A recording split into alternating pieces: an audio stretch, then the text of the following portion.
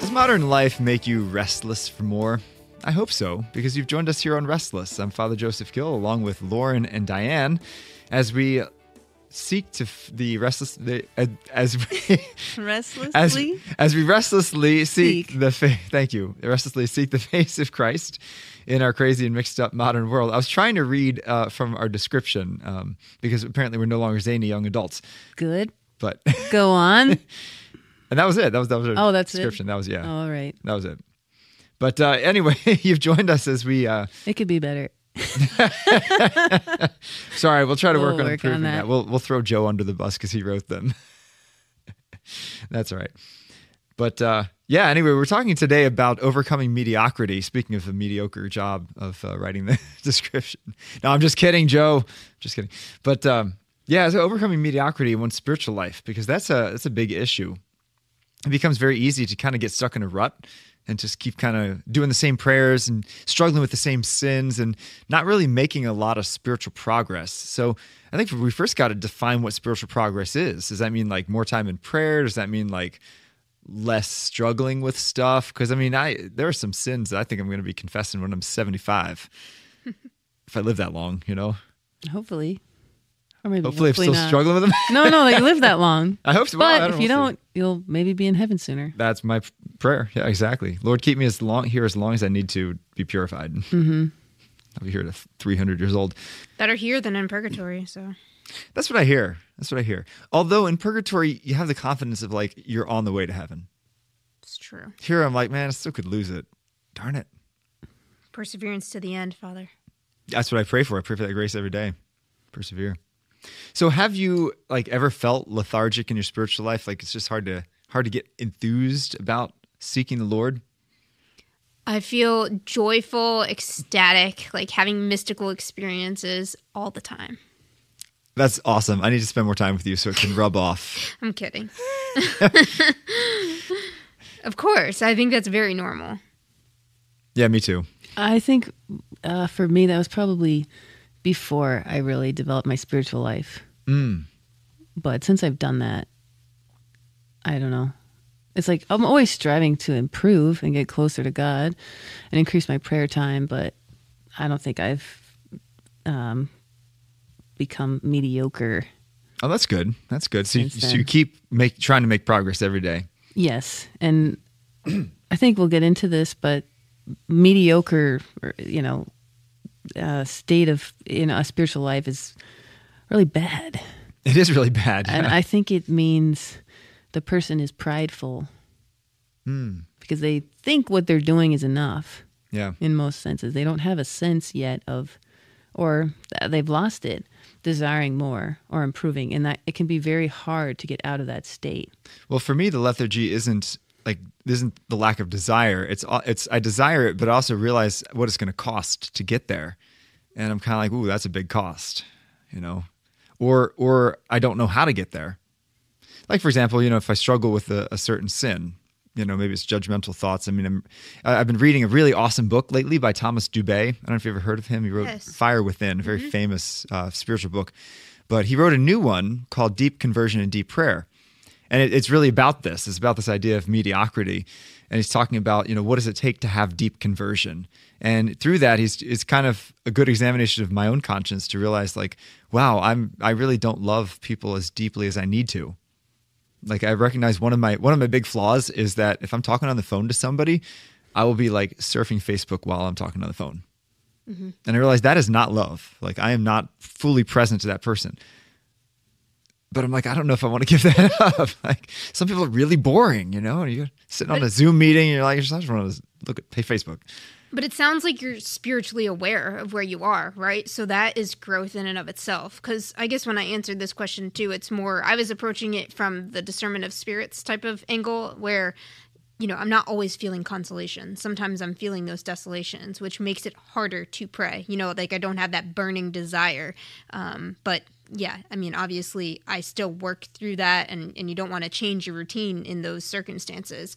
But I think something like I have become, I look back maybe 10 years ago, and what you're talking about, I could have cared less, but now I feel like as I'm growing in the spiritual life, I'm much more aware of these little things like sins, attachments, inclinations, things like that I didn't really even ponder. It can almost be discouraging because it's like playing whack-a-mole, right? You got one vice down. Oh shoot, here pops up 3 more. Yeah. And it's not that they popped up, it's just that you never noticed you had them. Mm-hmm. Yeah, and I've heard that as you grow in the spiritual life, you almost realize how far you feel further away because you're more aware. You have this clarity of mind to see the ways that you're falling short. But I think that's a good thing. Obviously you don't want to stay there, right? And it may be a lifetime struggle, but if you're part of growing is that examination of conscience, of knowing where your weaknesses are, such that maybe that's something that, that you really try to work on and be intentional about. Because I think, to your point about scrolling on the phone, it's something you can change. That's not a huge ask that God is asking to give that up. Yeah. There are other ones that are bigger. Right. But it starts with awareness. That's true. Analogy I once heard is, if you look at a window at night, you don't notice anything. But once the sun comes up, the sun shines through it and you see all the little specks and dirt. And you're like, ooh, it hasn't changed in its dirtiness. It's just now you see the light, how it's not shining through. Right. So I remember one time I was talking with one of our youth group kids, and we were just joking around and just talking about holiness, but in a very lighthearted kind of way. And I said to him, "So, do you think I'm holy?" And he kind of paused and he said, "You're not as holy as you should be." And I was like, "Ouch!" But true. Right. But true. Like what's? I mean, and at the same time, I was kind of wrestling with that. Like, first of all, what does holiness look like? And what's holding us back? Like, what's holding you back personally? The world. Really? Yeah. Worldliness. There's so many. Scrolling social media, for instance. Are you a social media? Shows. I have Instagram. Do you spend time on it? I really only at night before bed because it's how I connect to the world. Like, what happened today? Yeah. Or what are my family and friends posting? And I know that's not a good time because then maybe my prayer time gets shorter. Or if I haven't done my prayer time yet that day, I shouldn't be doing that. But I don't want to be alone and just in prayer, right? I'm lacking there. I'd rather just scroll, see what's going on, see what people are posting about whatever's coming up, and then just fall right asleep. So what you're saying is kind of distractions, worldly distractions? Well, anything of the world, right, prevents you from growing in holiness. So that could be desire to make a lot of money. I would say anything that we use wrongly from the world. I guess there's desiring everything in the world should lead us to God if it's used rightly. Yeah, I mean, it's the right ordering of goods and priorities. And there's desiring heaven, right? Yeah. Living that out, accepting God's will. And there's desiring the world. The world is fame, wealth, status, materialism, comparing yourself to others, things that don't lead you to holiness. Sure. Pleasure. Partying too much, drinking, socialization, good. If you aren't doing your prayer time, bad. Right? It's out of order. Right. Balance. Exactly. That's true. That can definitely hold us back. It's certainly held me back. So Winter League for Ultimate is a lot of fun. It's the season, currently going. I didn't sign up. What? It was very hard for me. Oh my gosh. Very hard. I love it. It's a sport. I'm good at it. Like so many friends are there. But I have too many things going on right now. I can't do it. It's not sustainable. Also, we start at 9:00 at night. Oh my gosh. It goes, or maybe it's 8:30 to 10. And then everyone socializes. So I'll at least get stuck another hour. It's just impossible. Like just talking to people that Yeah. And I never would leave that early. I would always stay because you just keep talking to more people, and I'm a social person. Sure. And I enjoy that time. And then it takes another hour to wind down, right? You have to shower as well, so I don't go to bed till 1 or later Oh my on gosh. a Thursday night every week. all winter long, like Yeah. starting in October through March. And I used to work jobs that started at 9. Now I work one that starts at 7:30. Oh, It's just not. And that was hard. And also the league has just gone in a direction of, trans inclusiveness. oh, really? Yes. So basically anyone can say, I want to, play as a woman, even if I'm a man. And that's a league rule. And they don't even say men and women anymore. They've come up with these terms, defenders of men and defenders of women, doms and dows. And they say it. We need a dow. So they're saying we need a woman or a lady. Really? So there's that whole part of it too, which I don't subscribe to. Oh my gosh, yeah. Which is, I do want to be inclusive and loving to people who are living this and going through it, but Yeah, but to ask you to change. it's significant. when evil disguises itself as good, right? Like these people need help. Mm-hmm. That's not changing their gender. So anyway, that was hard for me to give it up, but I did. Wow. And have you seen benefits in your own life? Well, I mean, giving it up? basically every week I'm just exhausted by the time Thursday night comes. So it just would be impossible. Yeah. I mean, or I could do it, or I'm then so dead Friday, or I lose my Saturday. So what am I? I'm not going to have my prayer time. I'm not going to, keep my obligations, right? Like things I'm supposed to be doing. And it's just a sport for fun with friends, right? Like It is ultimately a worldly thing. My holiness there would be, how do I interact with people? Yeah. Right. But I'm a super competitive person and I want to win. So then there's this other side of me that comes out. So you may not be the best example of a Christian out there on the court. Exactly. Yeah, I may not. So anyway, that was one. I mean, I don't have a TV. That really wasn't that hard for me. There's not one in my apartment. That's not something I miss. I used to watch TV here and there. I used to be somewhat tuned in to series. Now I'm not at all. Yeah. I don't really watch movies. I mean, it's very rare. If somebody would really want to watch something, then maybe. But I'm just totally disconnected now, and I don't miss it. I don't care. Like, these are changes I've made to become holier, right? Because I'm giving my time in other ways. I volunteer a lot and support my parish and the youth and the young adult community, but I also need to do my prayer time. Yes. That's critical. That's really critical, the prayer time piece. And I was thinking, as you're talking about sports, I'll tell you, as a pastor, my number one fight is against kids' sports. And I'm not against kids playing sports. I played baseball all throughout high school and college, but it's become the God that has taken people away from even just Sunday Mass, right? It's disordered. It's disordered, right? So it's good, but it can be very misused, as any good thing can be. And what are they striving for? Worldliness. My kid's going to get a scholarship and become pro. Most likely not. Probably Okay. not. Probably not. 1% of Super kids. amazing.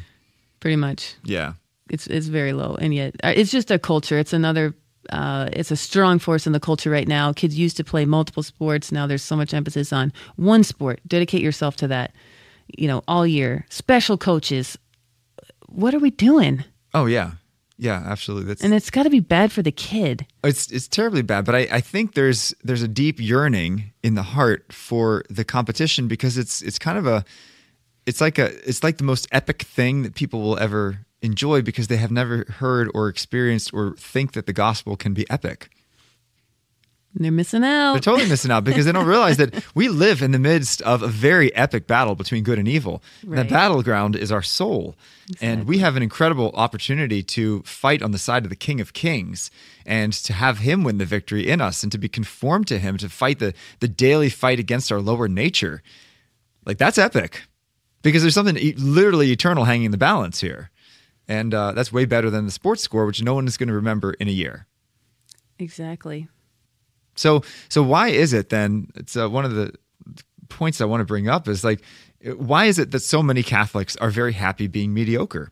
Because there's an awful lot of Catholics who even attend Mass every Sunday, but don't actually have an active spiritual prayer life. And maybe they've heard the gospel, maybe they've heard like the best preaching of the gospel. And sometimes I just still see, even among my own parishioners, just kind of this like, oh, that's nice that you gave that homily, but I'm not going to change my life. I'm not going to do anything, And especially when I invite them, hey, let's come to Bible study. Why don't you go to this?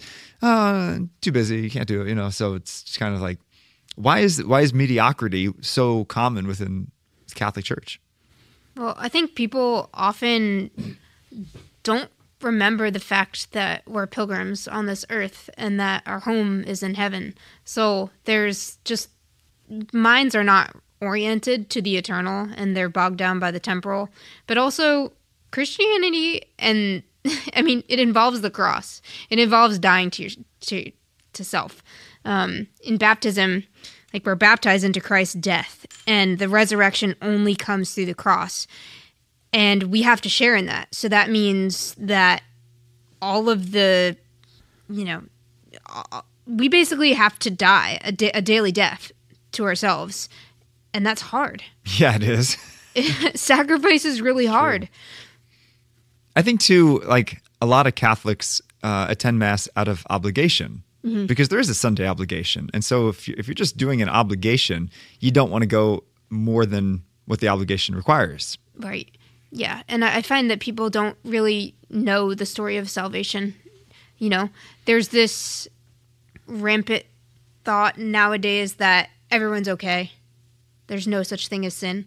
So if you have that sort of concept in your mind, why is there a need for a savior? Why is there a need for any of this? They don't see the importance, the gravity of the fall and concupiscence. Yeah. And what's on the line, what's at stake, that there's a spiritual battle going on, that your soul, your eternal sort of what's going to happen to you for eternity is based on how you approach life here. That's funny. I just recently put out a bulletin article about that used the analogy of heated seats in a car. Because my car doesn't have it, but you can actually add heated seats for like $500. Mm-hmm. And I actually don't like heated seats. They make me feel really weird. I don't know. I'm not a fan, but if you want heated seats, $500, but that's kind of like a high cost, right? So you'd have to say, well, is having my bum warm worth $500? Well, maybe yes, maybe no. But then if my mechanic was to say, your engine will not work anymore unless you make this $1,000 repair, I would easily just throw down the $1,000, say, all right, yeah, make the repair, because the engine is critical, unlike the heated seats, which are not critical. So you're willing to pay a high cost if you see a high value in it. Mm-hmm. And so I think if unless you preach about ultimately salvation from sin and everlasting life, that's the only thing that Christ offers us that we can't get from the world. Because Christ offers us a lot of other things. He offers us, peace. Well, okay, but if I can make my life work pretty well without Christ. Christ offers us a moral code. Well, yeah, so does the world. I can have a good moral code. So there's a lot of other things that have a lot less cost, except for the one thing, which is everlasting life, that we can't get from the world. I don't know. I was just thinking of that. No, it's spot on, but people just aren't there. They're not thinking about heaven. As Diane was saying, they're living, in the present moment. And what's more important to them is the things that are coming up in their life, right? My son's getting married. My other son's going through this in college. I'm looking to get a promotion at work. You know what I mean? People are very stuck in the world. Yeah. And they aren't seeing beyond to heaven. Well, the gospel is very countercultural. It's very radical. So to spur oneself on to holiness, to truly do it, means that you have to go against the tide. And you have to reorient your mind, because the world says freedom comes through doing whatever you want, freedom and happiness, right? But the gospel, freedom and true happiness, true joy comes through that dying to self. But if you're never willing to do that, and you're never willing to undergo sort of the hardship of what that entails, and it's a chiseling away, so it's meant to hurt, right? But ultimately that does bring the freedom and the happiness and the joy, the lasting freedom, happiness, and joy that Christ wants. And people just get so distracted. I mean, to Lauren's point, even the goods of the world, right? So marriage, kids have been distorted. People don't see vocation as a means of attaining to sainthood or to heaven.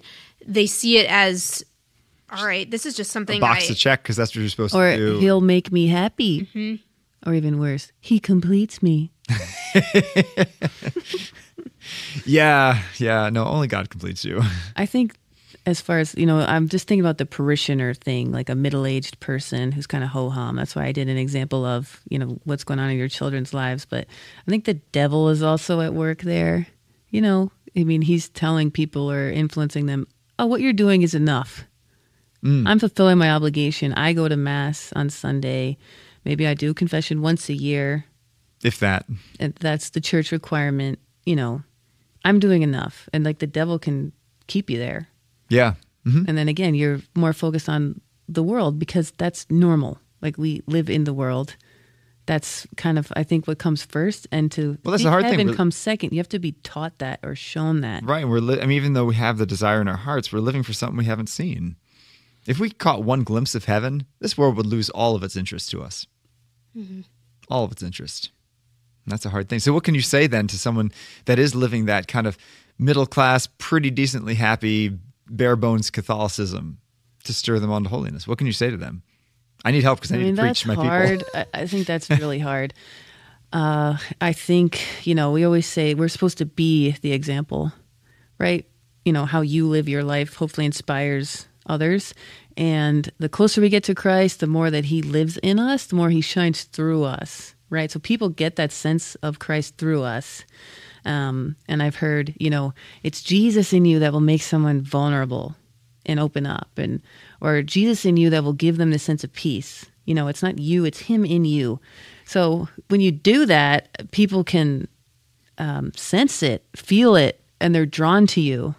And maybe that can start to convert their heart. I don't think anything that we say really can do much. I mean, I guess it depends. You could have a conversation that stirs someone into something, but I think it's more about your presence, how you live. Mm. And I'm just thinking too, maybe obviously this presupposes a faith in Christ, but if Christ is who he says he is, then everything has to change. He's either what he says is true, or it's not.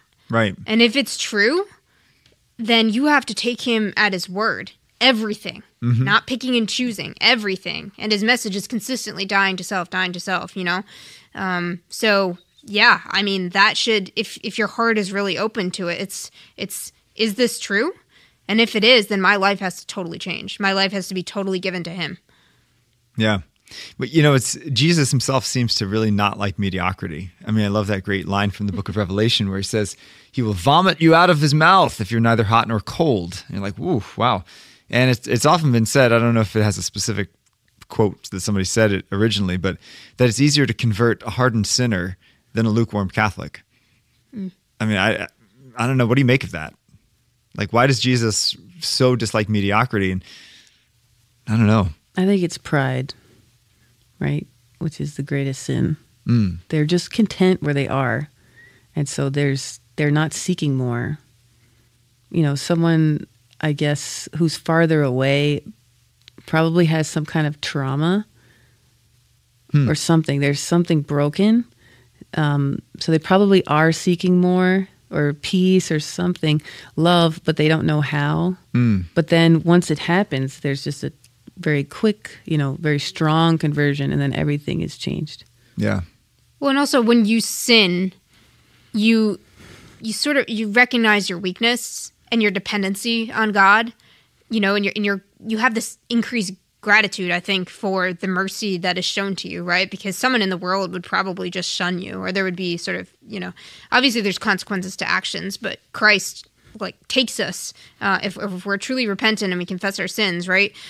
As opposed to someone who is lukewarm, who maybe goes around kind of pridefully and doesn't realize that everything, that your life is a gift, that you're a steward of all these things, right? You can just walk around like you're your own God, yeah, without any sort of thought for how everything in your life is, God holds you in existence, and he could take you out of existence in a heartbeat.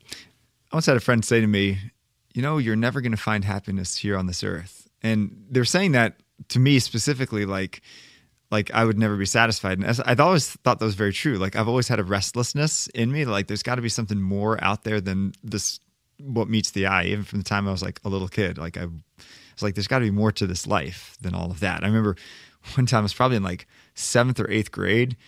I was homeschooled, but I used to go to a Catholic school before that. And my mom was like, all right, you need to go to their Catholic school dance. And I was like, I really don't want to do this. I'm like, this is awful. So I was forced to go to an awkward middle school dance, and with people that I really wasn't friends with anymore. And it was so bad. It was so bad. And I came home and I was like, that was miserable. And I was like, Mom, why did you make me go? And she said, because you just have to see what the world is all about. Mm-hmm. And I remember saying to her, Mom, I've seen the world and I don't want it. And she was like reduced to silence. I was like, I don't know. But like, how do you, like, it's so hard because I think God has to place that restlessness in your heart. God has to place that desire for heaven in your heart. It's something like, it's his grace that works on us. It's not something that we could say or do, you know, because 1,000 people may walk past Mother Teresa and be amazed at her, but not change their life. And it's somebody that walks past and is like, wait a second, I need to change. Or you hear, 1,000 people hear the same sermon and somebody's motivated and the others are not. So at the end, I think it is grace. But that restlessness in and of itself is a grace. It just proves that there is a God and that we're pilgrims on this earth. We're made for another world. I think it's really hard, though, now to recognize that, because I've been thinking about just coworkers and friends who aren't practicing and stuff, and they feel that restlessness, but then there's all these other distractions of, okay, well, maybe it's because of this thing that I was doing that's causing me restlessness. So I'm going to go on to another thing. And if that doesn't satisfy, which it won't, right, you'll go on to another thing and another thing and another thing. You have to have a guide to tell you what this restlessness is all about. Yeah, because you could get to the end of your life and you're still jumping from one thing to another without sort of that eternal sort of framework mindset. Yeah. This past year, there was one of my confirmation kids, a 13-year-old, who wanted to come and see me, and so his mom and he came in, and this poor kid was like in tears, and it was like he was like going through such anxieties. Like, I don't know why, but all of a sudden, like for the last like 3 weeks, I've been so afraid of death. And so we start talking about it, and he's so afraid of like losing his mom, and like he even asked me like, "Is my stuffed animal going to go to heaven?" It's like, that's really cute, but thankfully, I was actually so grateful to see this, because I was able to sit with him and say, "Look, the reason why like God is allowing this right now is because you have an openness to really pursue heaven, because like this is what God wants for you. He wants you to pursue heaven, and you're seeing that everything in this world is transitory." This is a great grace, and you're able to see it at 13. That's a huge grace. Like direct that to heaven. And he started to do that. You could see him like getting more into his faith and being more checked in personally. But is that grace that he received, a hard grace, a difficult grace of like anxiety over death, that allowed him to start pursuing holiness. And that's why we should pray for an increase in the gift of wisdom, to have to view all of the events of our life in sort of the context of eternity, so that we really know what's important and what's not. What can I let go, and what can I sacrifice here? How can I do things with increased charity, as opposed to, So let's say somebody wants to grow in holiness, but doesn't have time to do more churchy things. What can they do? Cut out some of the worldliness. Yeah, there's no excuse. You have Stop to binge watching time. TV shows. That's fair. Get off your video games. Like, honestly, we choose so many things that are just detractors. But what about like a mother of like, Reprioritize. four kids, like she's got to take her kids to all sorts of different things. And right. like my sister, yeah. She's giving her birth to her fourth in August, God willing, and she's got 3 kids and her 6 years old at home. Mm-hmm. Like, she doesn't have a moment to pray. She can't go to church and volunteer. But God is not demanding that of her. It's you become sanctified through your vocation, through giving of yourself to your husband, to your kids, educating them.